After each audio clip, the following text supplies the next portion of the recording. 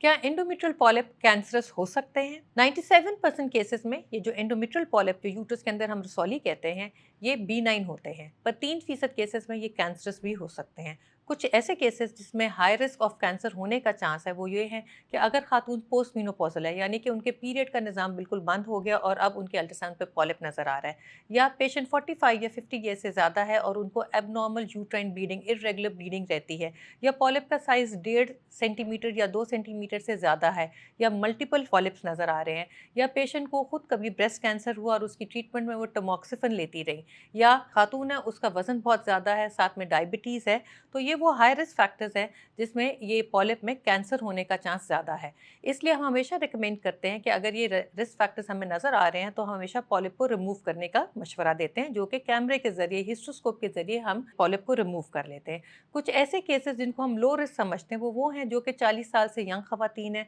और polyp 1 centimetre से छोटा साइज़ है और साथ में ये इंसिडेंटल फाइंडिंग है, साथ कोई प्रेजेंटेशन या एबनॉर्मल ब्लीडिंग इनको नहीं होती। ऐसे केसेस में फिर हम कई दफ़ा इसको अंडर ऑब्जर्वेशन रखते हैं, 3 से 6 महीने में अल्ट्रासाउंड रिपीट करते हैं, बेशतर केसेस में ये पॉलिप ख़त्म हो जाता है। पर अगर ये पॉलिप परसिस्ट कर रहा है या साइज़ बढ़ रहा है या साथ में ये इरेगुलर ब्लीडिंग कर रहा है, उस केस में इन खवातीन में भी हम पॉलिप निकालने का मशवरा देते हैं।